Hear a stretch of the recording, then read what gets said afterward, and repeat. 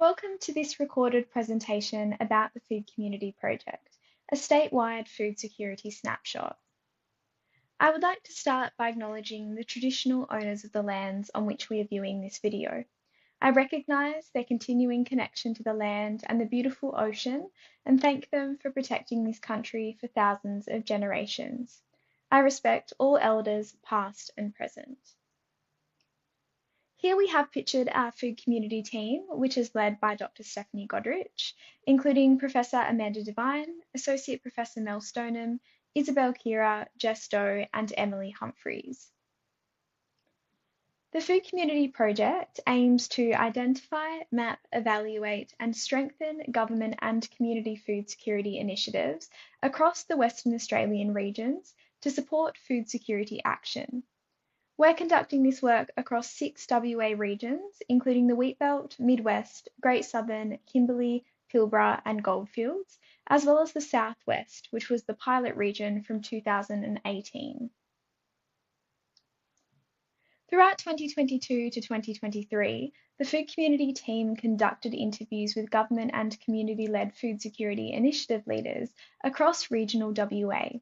We conducted 94 interviews with 101 participants who had a variety of different job roles, including coordinators, CEOs, volunteers, health professionals, business owners, and tertiary education professionals. Over half of the participants, so 51, were in a coordinator, program coordinator, project manager, team leader, or fundraising officer position. And you can see the remaining participant demographics listed on this slide. The participants we interviewed represented 148 initiatives across regional WA. 111 of those were unique initiatives, meaning they only ran in the one region, and 37 initiatives were implemented across more than one region. Initiatives were categorised as community gardens and/or food swapping groups, emergency food relief and community programs, food literacy and health promotion initiatives, businesses, networks and alliances, policies or strategic plans, and farmers markets and food events. Majority of initiatives across the regions, so 57 initiatives, were classified as food literacy and health promotion projects, and 44 were classified as emergency food relief and community programs. And you can see the remaining participant demographics listed on this slide. The Food Community Project works to this systems change framework. We have 9 different focus areas that are organised into our interview guide that we've used to ask questions of the people who are running food initiatives. Focus Area 1 is about shaking things up. It's disrupting the status quo and the current way of working. Focus Area 2 is about joining up and rippling out to bolster a potential new way of working. So this could be about safe-to-fail experimentation, for example. Focus Area 3 is about creating identity and combining resources so that it starts to lock in that new way of working. Focus Area 4 is about embedding, watching and responding to that new way of working. And Focus Area 5 is about building collective knowledge. So it's about helping people keep informed about that big picture of food security. These first 5 focus areas are about helping communities to shift towards a more effective way of supporting food security. Then focus areas 6, 7, 8 and 9 relate to the two-way communication between government and community. Focus areas 6 and 7 are about government exploring food security solutions and innovations that already exist within the community. And focus areas 8 and 9 are about governments taking those learnings about community food security solutions back up into government systems to embed them in there. And then each of these focus areas are made up of a number of characteristics, of which there are 36 in total. So why are these focus areas important? Focus Area 1, which is all about shaking things up, is important to help push the system of initiatives into a state of disequilibrium. This is a state where the current equilibrium, so the current way of working, is disrupted. Focus Area 2, Join Up and Ripple Out, is important to create a tipping point so that systems change can be amplified through the network of initiatives quickly. These changes help the system to shift from old ways of working towards new, better ways of working. Focus Area 3, Create Identity and Combine Resources, helps to move the system of initiatives towards a new way of working. This might be through self-organisation to enhance how the system of initiatives works.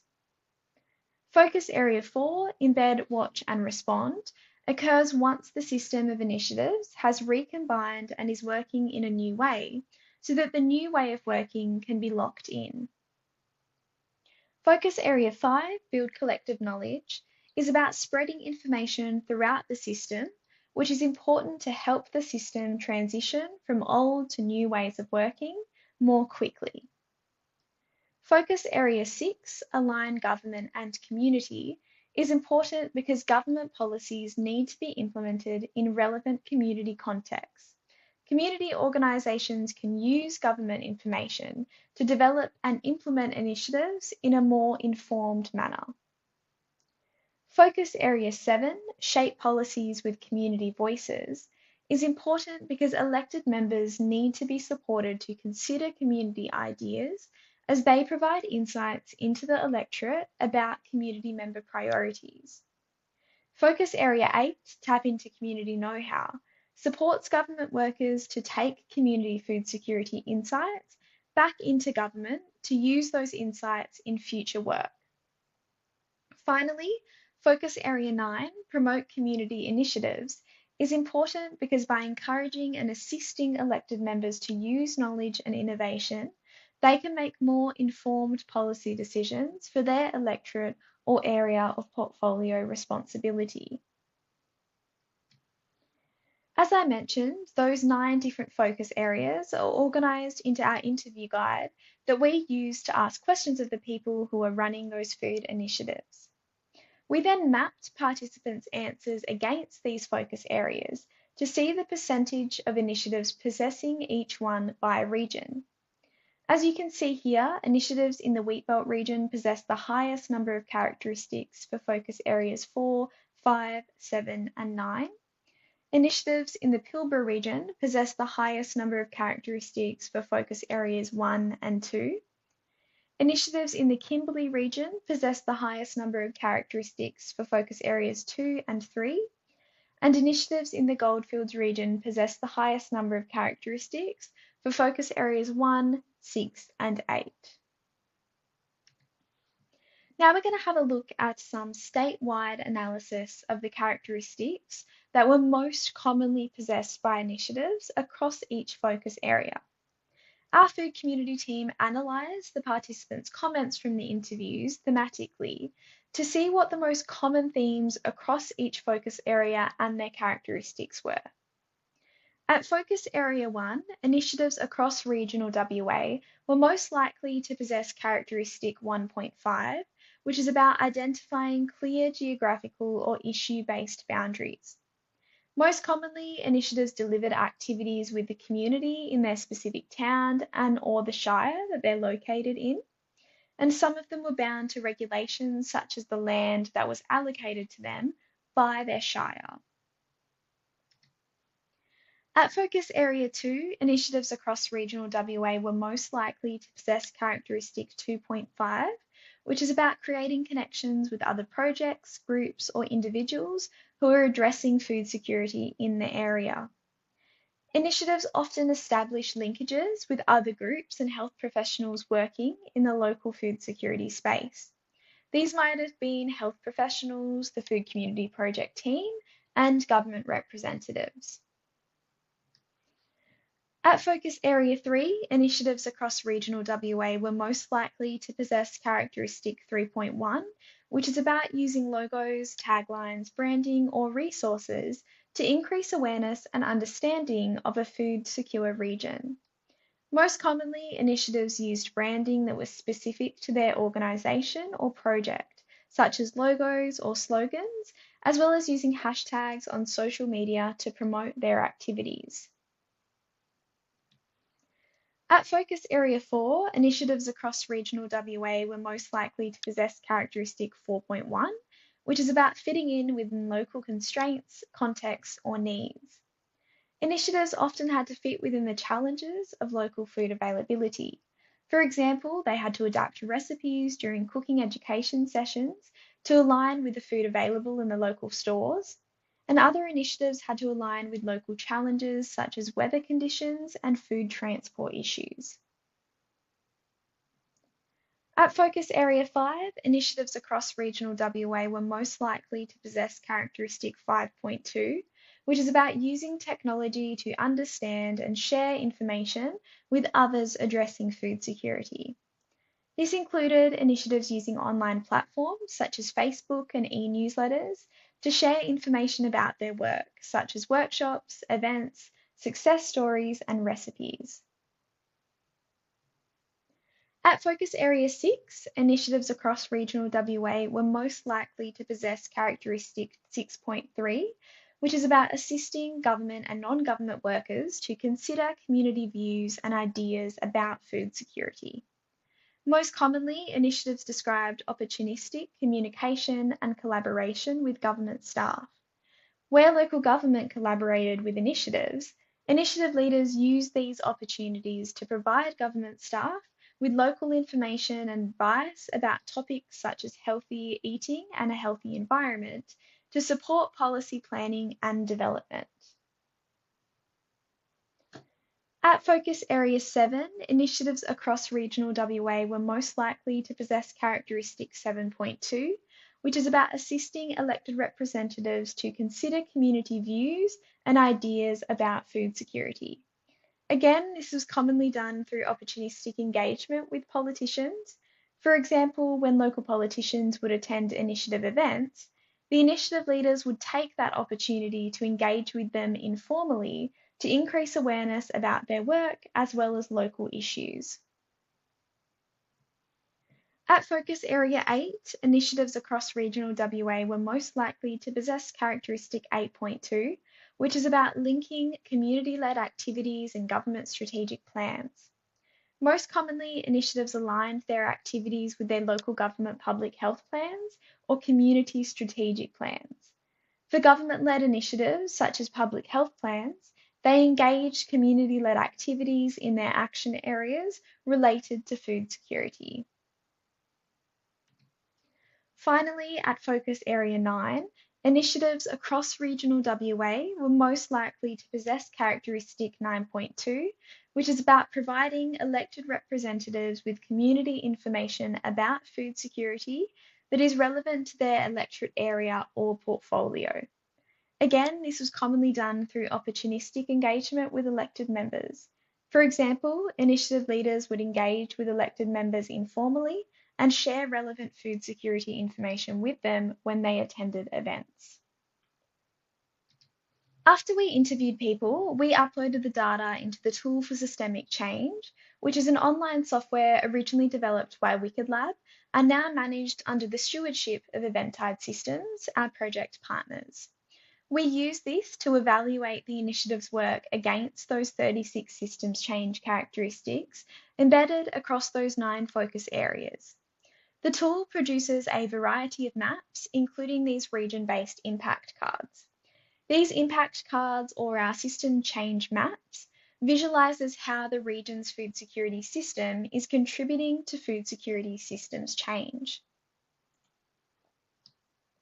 The Tool for Systemic Change also produces a partnership map or a solution ecosystem map, which shows all of the different partnerships and collaborations between the organisations working on food security within the region in 2023. So now we're going to have a bit of a deeper look into a statewide partnership analysis. When we talk about partnership network analysis, we use 4 key terms: hubs, connecting nodes, connected components, and unconnected. Hubs are the organisations that keep their network together and connect multiple groups of partners. They have more than the average number of connections.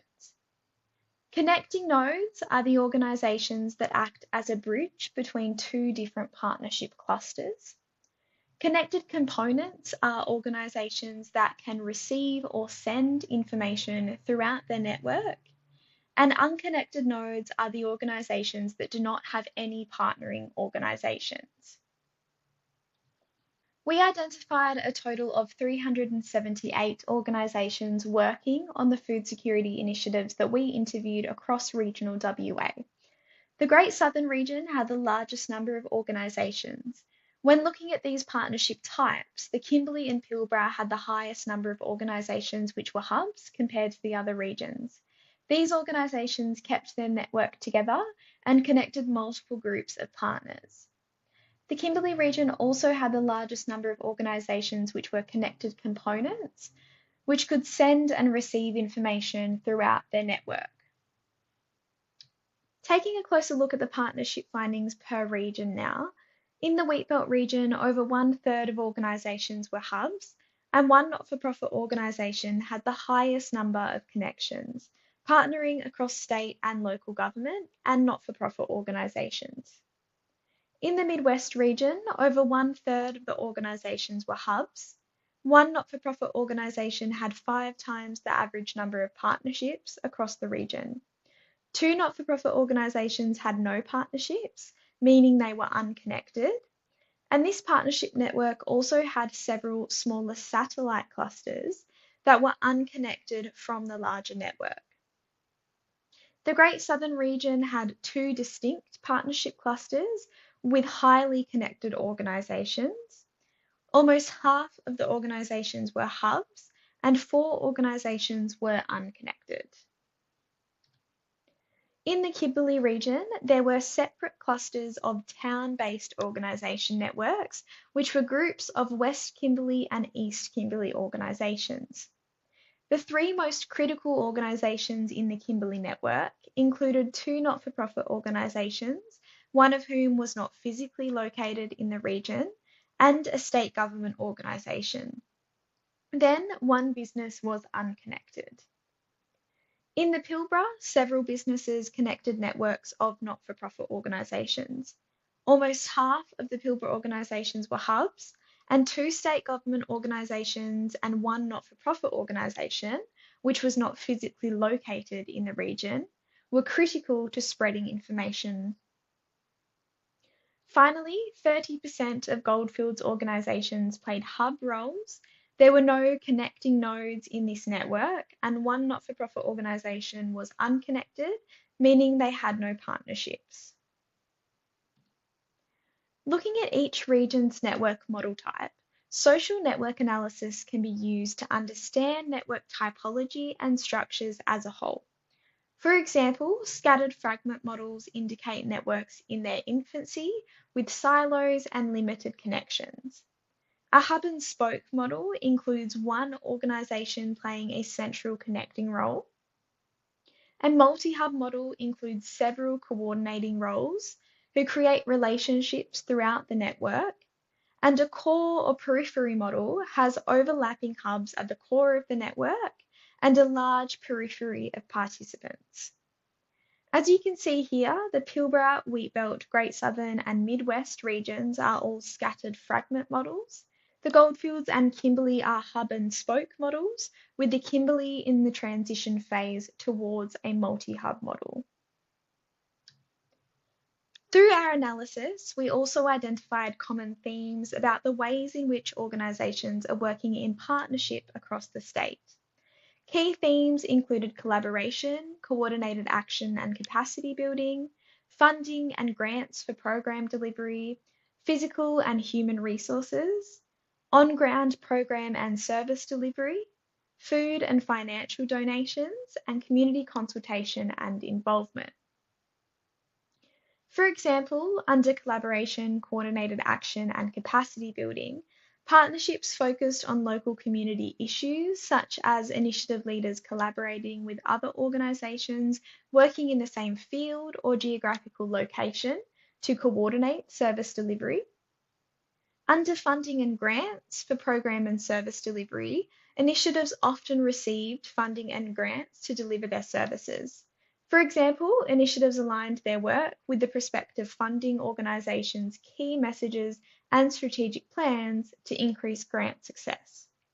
With physical and human resources, initiatives regularly shared physical and human resources, such as a region branch manager coordinating efforts by bringing together local organisations to partner on disaster responses.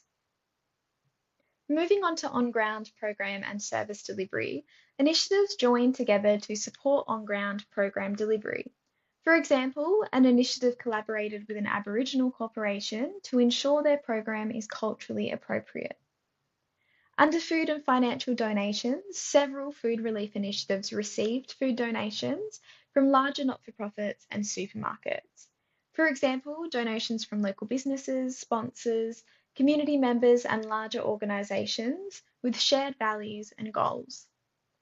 Finally, community consultation and involvement included community members who volunteered and were described as integral in the design and/or delivery of services.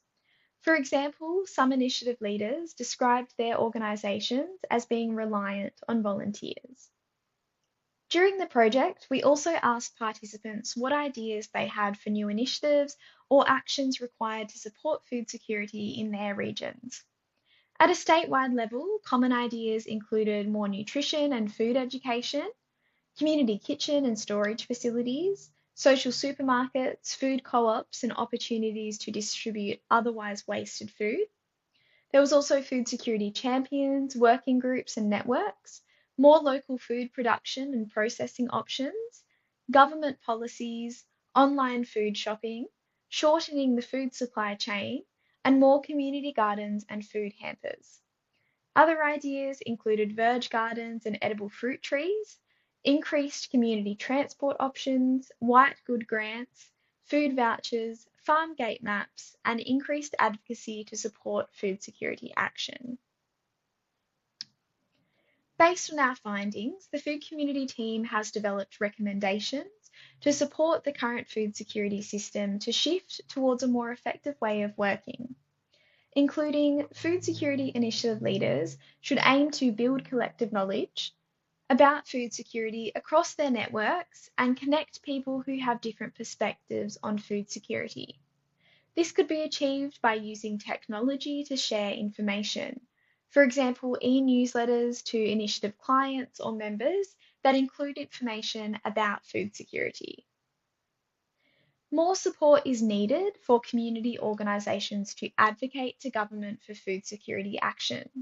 This might be achieved through training or forming groups that pool resources, create key messages, and undertake targeted advocacy efforts.